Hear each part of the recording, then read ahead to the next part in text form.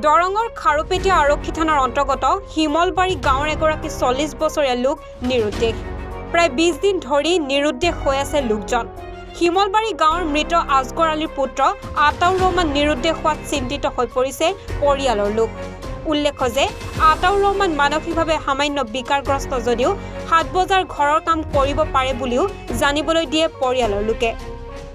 দৰং জিলাৰ বিভিন্ন ঠাইৰ লগতে আত্মীয় স্বজনৰ ঘৰত বিচাৰ খোচাৰ কৰিও কোনো সুসূত্ৰ নোপোৱাত সংবাদ মাধ্যমৰ জৰিয়তে সদায় হৈ ৰাইজক আহ্বান জনাইছে পৰিয়ালৰ লোকে। কোনো লোকে সন্ধান পালে 7008167994 অথবা 7002309910 নম্বৰত যোগাযোগ অথবা স্থানীয় আৰক্ষীক অৱগত কৰাৰ আহ্বান পৰিয়ালৰ লোকৰ। আমাৰ গাঁৱৰ আতাউৰ ৰহমান নামৰ লোকজন আজি প্ৰায় 20 দিন ধৰি নিৰুদ্দেশ হৈ আছে।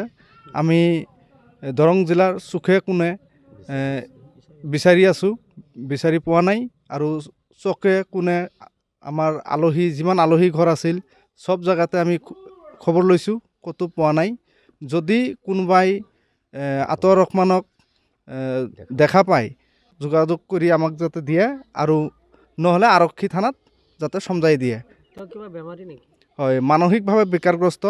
এনে 7 বজাৰ চব কৰিব পাৰে, কেতিয়াবা ভাল কেতিয়াবা বেয়া, তেনেকৈ চলি আছে। ঘৰৰ পৰা ওলাই গৈছিল, সম্ভৱতঃ বজাৰৰ ফালে গৈছিল আৰু আজিলৈকে অহা নাই। আজি প্ৰায় 20 দিনমান হ'ল। হিমলবাৰী গাঁৱৰ আতাউৰ ৰহমান আজি 20 দিন ধৰি নিৰুদ্দেশ হৈ আছে। দৰং জিলাৰ চুকে কোণে বিচাৰিছোঁ, আজিলৈ পোৱা নাই।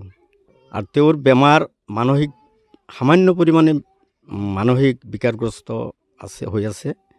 কিন্তু 7 বজাৰো কিছু পৰিমাণে কৰিব পাৰে, কেতিয়াবা ভাল কেতিয়াবা বেয়া।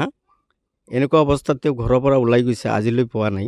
আমি দৰং জিলাৰ বিভিন্ন ঠাইত বিচাৰিছোঁ, আজিলৈ পোৱা নাই। যদি কোনোবাই দেখা পায় তেতিয়াহ'লে স্থানীয় আৰক্ষী থানাত জনাব, নহ'লে আমাৰ যোগাযোগ নম্বৰত ফোন কৰিব। খাৰুপেটীয়াৰ পৰা খয়বৰ মণ্ডলৰ প্ৰতিবেদন, এনিভাৰত 24।